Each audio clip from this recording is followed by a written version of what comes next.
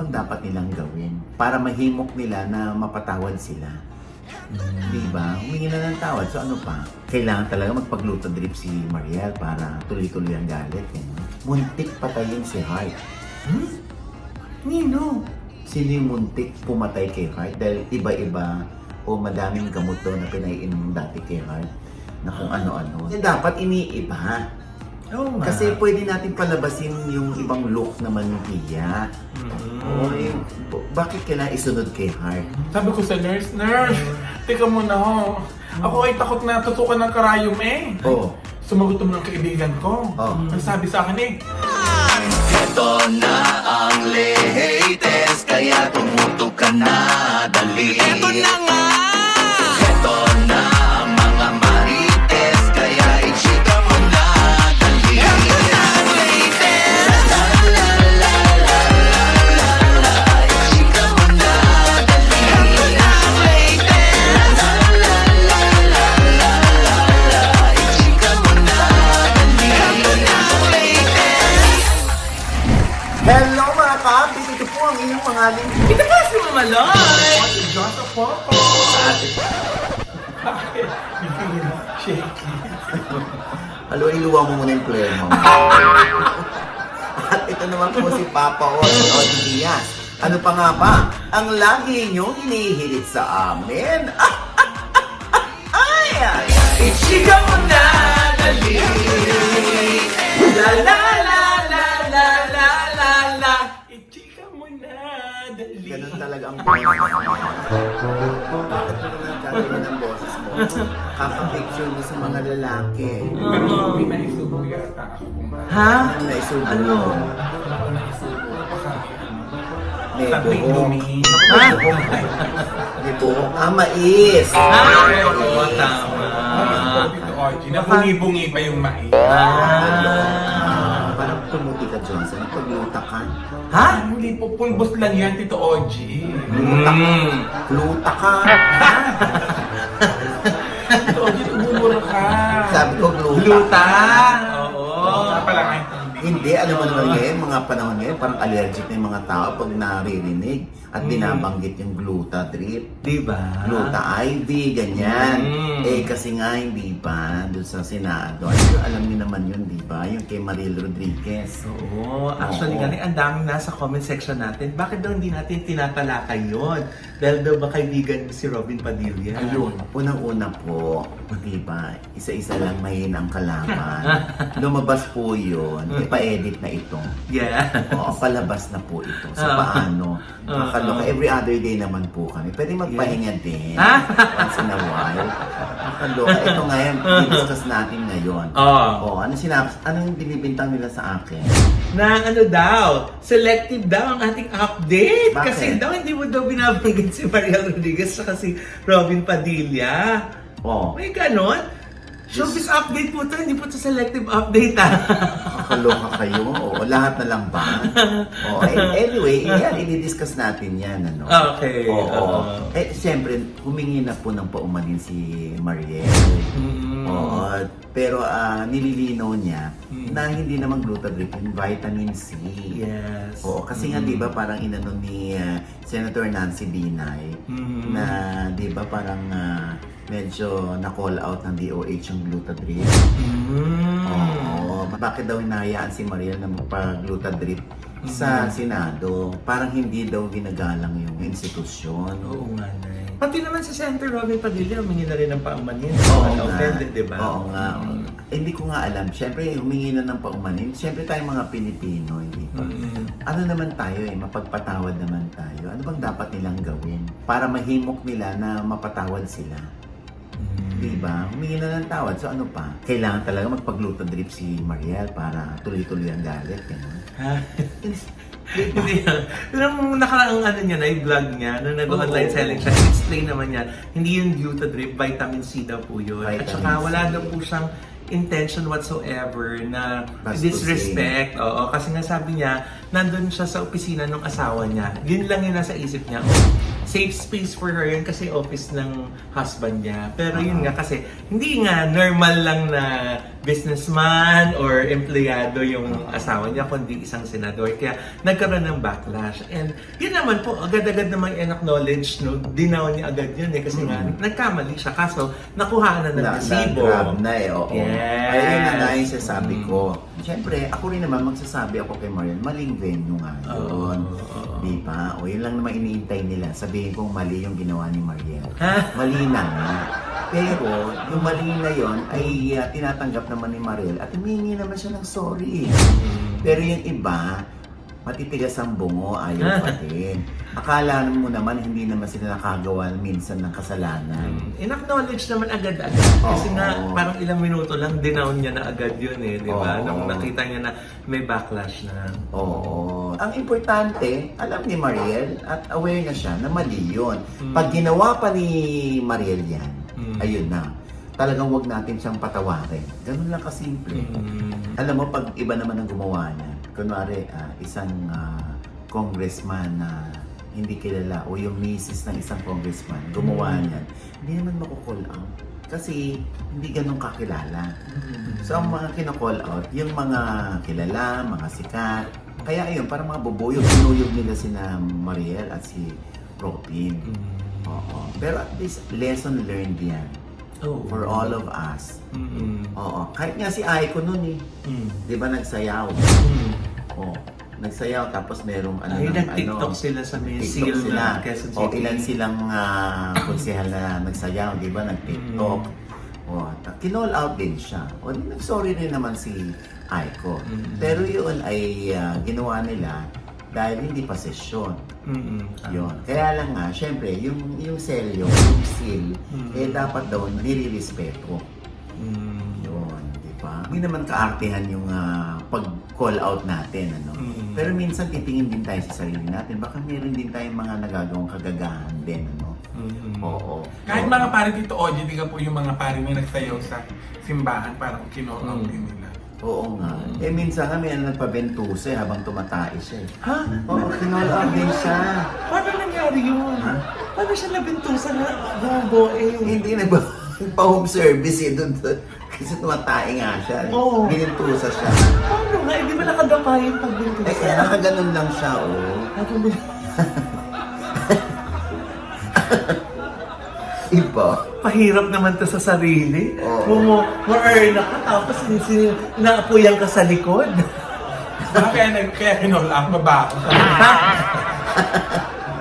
Ito ba yung mga bilog-bilog ko dito? Nakakapala. Ikaw pala yan! Feeling ko maniniwala sila dyan pag sinabi mo yan. O anyway, ang importante, kung nagkamali, tanggapin na mali, Acknowledge. mag-sorry, at huwag nang gawin next time. Yes. Pag ginawa pa next time, katigasan ng ulo yun. Choice na niya yun. Diba? Ang importante, nag-sorry na. Ayaw niyo pa bang patawarin? Yung mga nangungurakot ka, ayaw niyong sitahin, ano? Yung iba dyan, ano? Diba? Baka takot sitahin si Oji. Kaya nga, ano ito, namimili lang tayo na sisitahin.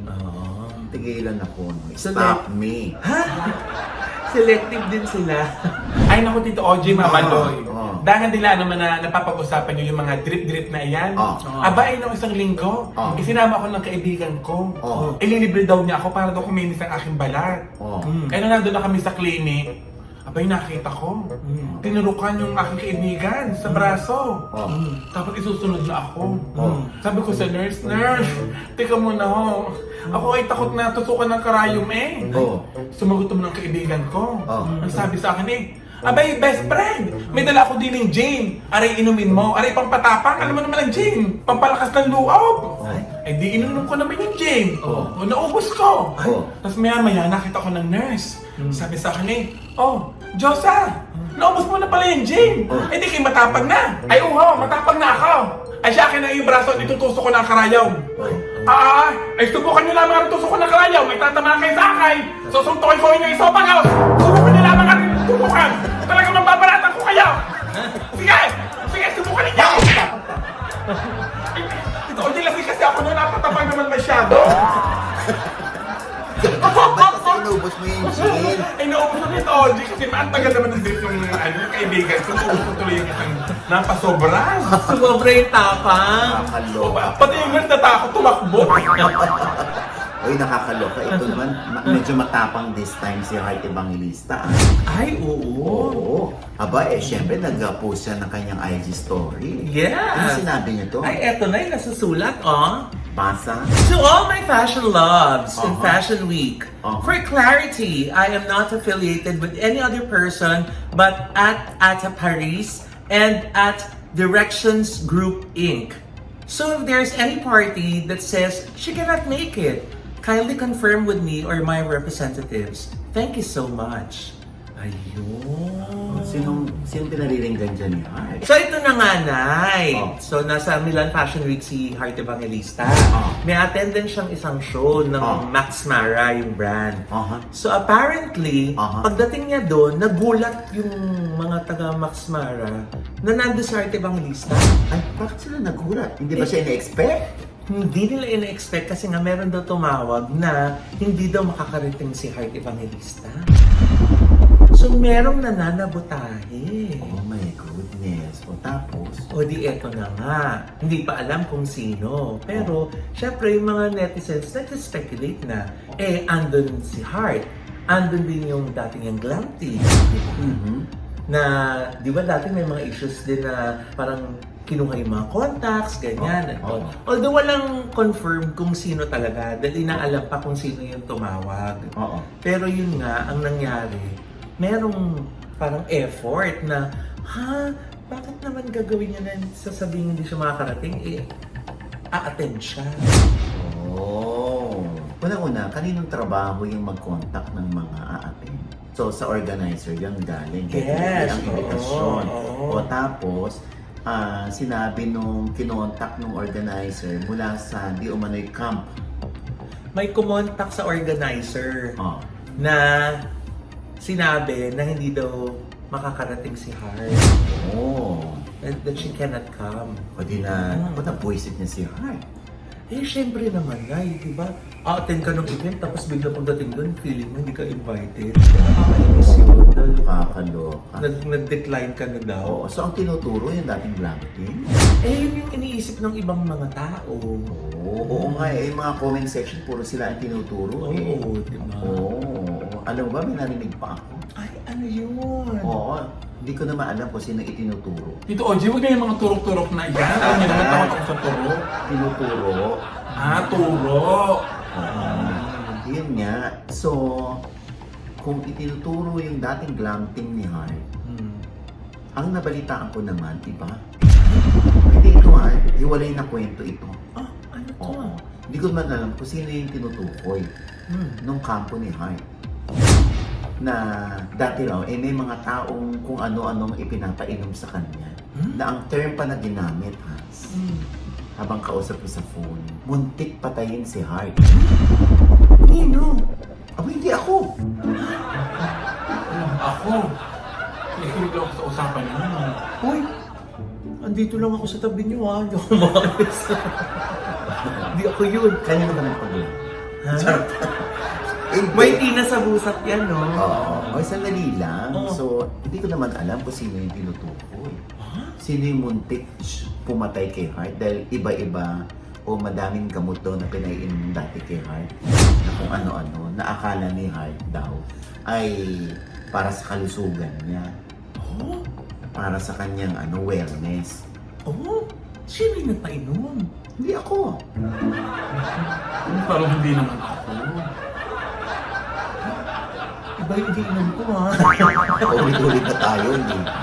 Okay, yan naman ay nakarating lang naman sa akin. Pero wala naman, hindi ko maalam kung sino tinuturo. Hindi mo talaga alam. Hindi talaga. Ikaw kaya magsabi dahil sa'yo naman galing. Ha? Ba't sa? Ano sa akin galing? Hindi mo may deliver, ako na lang Hindi ko nga lang nag-deliver. ngayon ko nga lang narinig eh. Hindi pa kasi napanaginipan mo. Basta ako nakikinig lang din sa inyo. Ay, naku. Anyway, so, alam nyo, ito lang masasabi ko dyan, pag naghiwalay na, kahit hindi magkibuan, wag na lang maggagantihan. Oo nga. Diba? Kunwari sa kampo ni Han, sa kampo rin nung dating glam team, wala, tahimik na lang. Diba, gawin na lang natin kung ano yung trabaho natin, di ba? O kaya lang minsan napapansin ko eto, ano lang naman, hindi naman ako mahilig sa mga fashion. Parang nagiging kamukha na ni Heart Evangelista, si Pia Wurtzbach. Ay, ang daming ganyung comment na eh. Parang yung pag first glance nila, si Heart yung nakikita daw nila sa makeup at styling ni Pia Wurtzbach. Obviously naman, Tito OG, Mama Loy. Siyempre yung dating glam team ni Heart, glam team na yun ni Pia, kaya hawig na hawig. Pati nga yung mga video na panood ko. Dapat iniiba. Oo nga. Kasi pwede natin palabasin yung ibang look naman ng Pia. Bakit kailangan isunod kay Heart? Pati yung mga model-model, yung mga shots, Yung mga reels. yung mga reels, yung pagmamodel nila, parang pareho ng bihis. Pati paghawak ng bag. Yun yung napapansin ng mga netizens at saka yun dun sila nakakompare. Oo. Nako lalo na si Heart, sobrang busy, di ba? Ang balita, hindi naka-attend ng isang show si Heart Evangelista kung nasaan nandun si Pia Wurtzbach. Hindi dahil sa umiiwas siya, kundi dahil sa sobrang pagod. Kasi nga na, di ba, galing sa wedding, tas diretso ng fashion week, hindi na daw kinaya ng katawan. Kaya naka-attend si Pia dahil hindi masyadong busy. Hoy, grabe ka naman. Hindi. At saka nandun din kasi si Pia Wurtzbach night for work. O pinadala siya ng Vogue Philippines para mag-correspondence doon, mag-cover. Oo. Yun. Sorry naman. Naku, yan ang sasabi ko, Diyosa. May fault. Fault. Fault! May fault! Sabi ko na dapat hindi ako nag-i-English. Fault. Faulta ka. Faulta ka, oh. Anyway. Kanina gluta ka, ngayon polta ka, ha? Oo, so dapat talaga mag-ceasefire na dapat. Sana, no? Oo, para sa aayos ng mga buhay-buhay. Hindi kailangan magpatalbugan ni Heart at ni Pia. Una, pareho silang magaganda. Yes. May kanya-kanya silang following. May kanya-kanya silang mga tagahanga ng ganda nila. At saka nakaka-proud bilang Pilipino kung dadami silang mga influencers sa Oo. fashion world, di ba? Na makikilala sa mundo, di ba? Correct, oo. At lagi natin tatandaan, si Pia Wurtzbach Miss You yan. Oo, so dapat hindi nasasangkot sa mga ganyang usapin. Bigay natin yung halaga ni Pia. Bigay rin natin yung halaga ni Heart. Yes. Oo. Kaya dapat huwag na mag-away-away yung mga At saka magkabilang kampo. Kung magkakaroon naman ng kompetisyon, dapat patas lang. Walang Wala. sabotage, no? Ay, may piniriringgan talaga si Mama Loy. Hindi. Ramdam ko. Yung topic natin kasi may nananabotage. Hindi ko sinabing si Pia yung nagsasabotage. Sabi ko lang, in ending, di ba? In whatever competition, kailangan fair, di ba? Wala na lang pong ganun. Pero Mama Loy, wala naman ako sinabing Pia. Yun yung topic bago natin pinag-usapan. Kaya baka makonect, alam mo naman, di ba? Mga matanglawin yung mga no? Buti na na-explain natin ng maayos. Yes, So, di ba? Badin yung dinig ko eh. Kung sino man po yung gumawa nun kay Heart, yan, lumaban po kayo ng patas, di ba? Oo. Anyway, maiba naman tayo. Oh. Oo, lahat tayong mga bakla dito. Ay, Ba't ba ako napaamin? akala nila, character lang yung pinoportray mo. Panindigan ko na to. Ha? Hindi, nakakatuwa lang to si Black Nine. Ay, Diba? Trending. Oo. Yung sa interview nila ni Sir Gary Valenciano ba yan, Nay? Oo. Oh. Ay, nakakaloka, umiyak si Black Nine. Kasi may naalala siya sa tanong ni MJ Felipe. Oo. Ano nga yung kwento to? Kasi nga natanong siya tungkol doon sa kantang Sirena na ginawa na niya 12 years ago. Parang gano'n, 10, 12 years ago. Ano ang tono nun? Ito, Oji, hindi mo alam. Diyos ko. Kung alam ko, itatanong ko sa'yo. Ito lang yung sikat na sikat siya, Tito Oji. Nainom ka ba ng jeep? Tama ko Gusto mo suntukin kita sa isopa. Nagtapo niya sa mga radyo-radyo yung Serena, ikaw ay sawing pala. Gagay! Magdali na yan! Dali na yun! Nakakaloka si Ako na lang. Naku. Akala ko ba? Alam mo naman pala eh. Oo, hindi. Pinitest ko lang si Josa kung alam niya eh. Loka. Diyos ko, nakakaloka. Pero chorus lang yung alam ko dito eh. Alam niyo yun. Ano eh, kinanta ni Glock 9 eh. Ayun. Sirena, sirena, sirena, ako. Ha? Hindi yun yun! Ay, hindi ba? Torete yun! Ay, pinalitan na? Ha? Ikaw nagpalit! Akala ko ni-revive mo dito, OG. Ano bang tono nun? Ano ba kayo? Ako'y isang sirena. Kahit anong sabihin nila, ako ay ubod ng ganda. Ako ba hindi naman yung mamaloy? Mali ba yung lyrics? Mamaloy ko kung sirene. Ano ba yung may drum na may tubig? Oo. Drum na may tubig ang sinisisi. Pero ang tagal niya nito, di ba? This Oo was nga. 12 years ago. Yes. Oo. Naging emotional nga siya kasi parang natanong siya about that song na naging parang anthem na ng LGBTQ community. Oo nga. Diba? Oo Sa nga. lahat ng mga parties, ng mga Oo. parades, sa lahat ng events ng LGBTQ.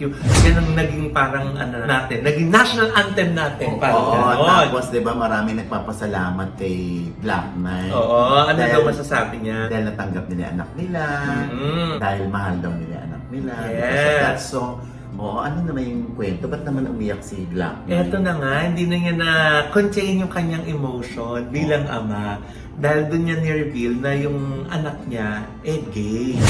At nung sinulat daw niya yung kanta, hindi pa umaamin sa kanila. Kasi feeling ko naman, bilang magulang, alam na ni Black Knight na gay yung anak niya.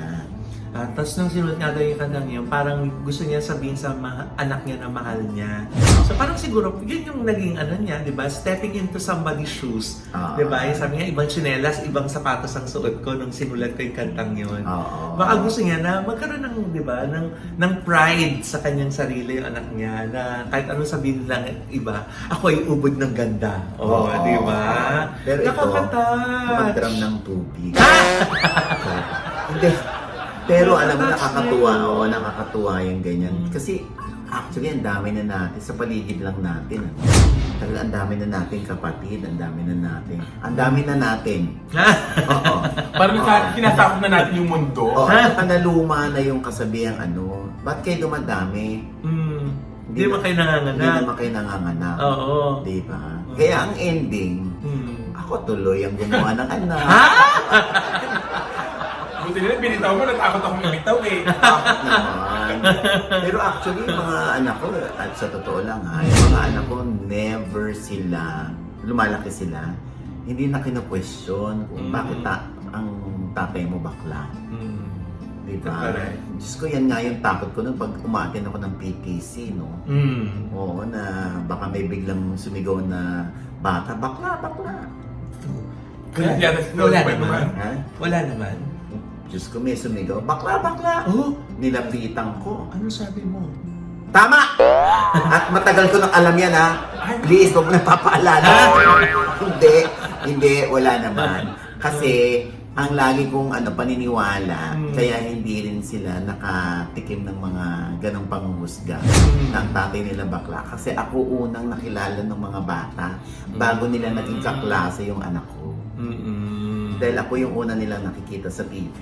So aware na sila. Aware na sila na, tatay mo ba yan? Sabi ng anak ko, yes. Meron nga gusto magsabi kay Tito OG, bata. Oo, naalala ko yan, Josa. Oo, nakita ni Tito OG, sabi ni Tito OG, ano gusto mong sabihin, ha? Ano gusto mong sabihin? Sige, subukan mo lang sabihin. Ano sasabihin mo? Sabi ng bata, alam mo na. Okay, ganun sabi ni Tito, subukan mo sabihin bakla ko. Susuntukan kita sa isopago. Pero alam mo, hindi, lagi kong bilin sa mga anak ko. Huwag kayong magagalit, huwag kayong masasaktan pag ang daddy niya tinawag na bakla.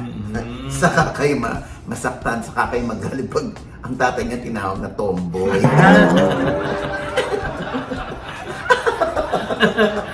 Diba, ganun lang naman ang buhay. Ba't mo gagawin komplikado, no? Correct. Hello! Nakakaloka. Sa palagay mo, kaya kung hindi ako ganito, magugustuhan ba ako ng nanay nila? Hindi naman, di ba? O anyway, bukod doon sa malaking notes, Ha? Ayun. Para lang talaga maipasok mo eh, no?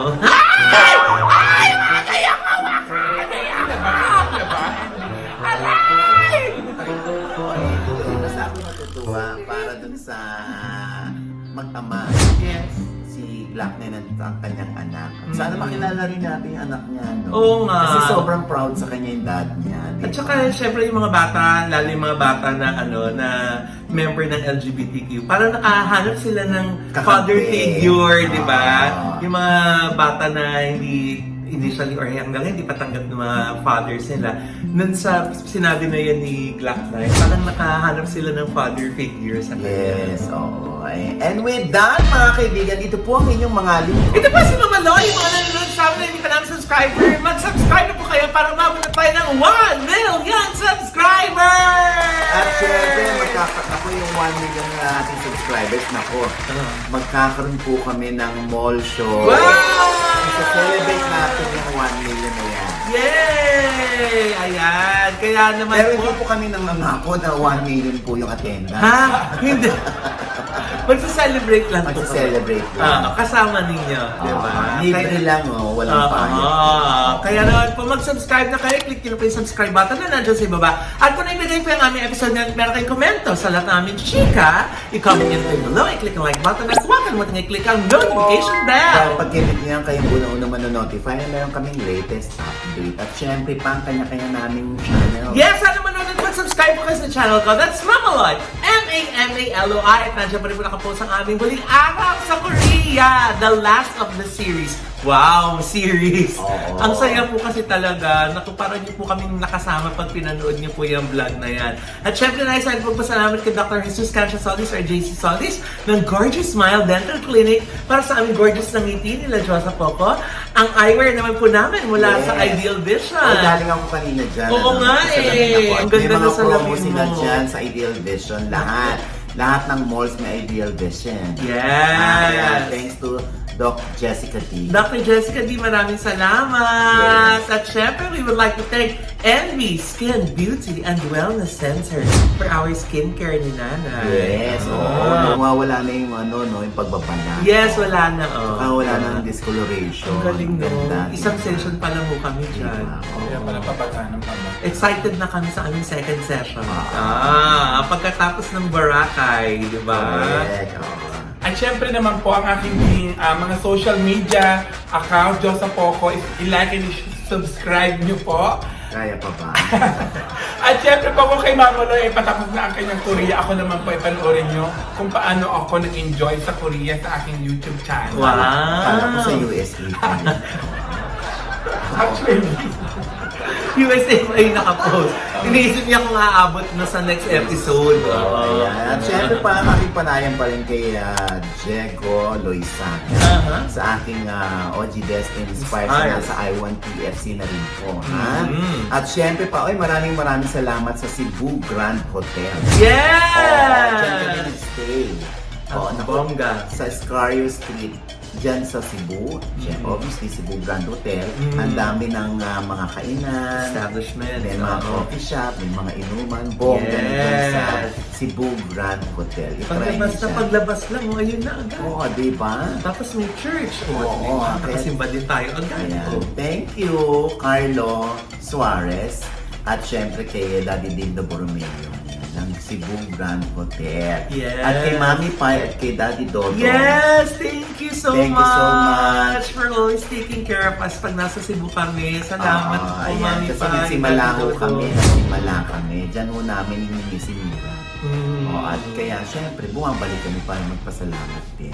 Ayan, thank you so much. At syempre pa, ito pa rin po ang inyong lingkod, Papa Owasin Oji Diaz, na laging nagsasabi at nagpapaalala sa inyo na sa tuwing gigising po tayo tuwing umaga, huwag po tayong makakalimot na magpasalamat sa Panginoon dahil tayo kanyang ginising. Ibig sabihin, may mission pa rin po tayo sa buhay. Sabay sabing, Every gising is a blessing! At ano pa nga ba ang lagi niyong inihilig sa amin? Ay! Ichika mo na! La la la la la la la la. Ichika mo na! La la la la la la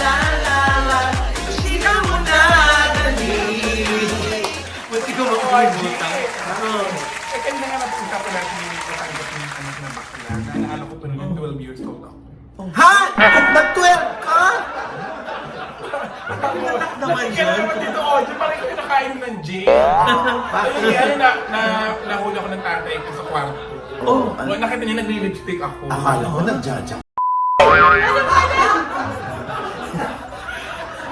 Ayun nga, nahuli niya ako nagli-lipstick. Galit na galit siya. Sabi niya sa akin, bakla ka ba? Sabi ko, tay, bakla ka ba? Sabi ko, tay, opo. Tapos nagalit siya. Sabi ko na nga ba eh, kaya pala madaling maputput ang lipstick ko. Akala ko lang bakla dito sa pamilya.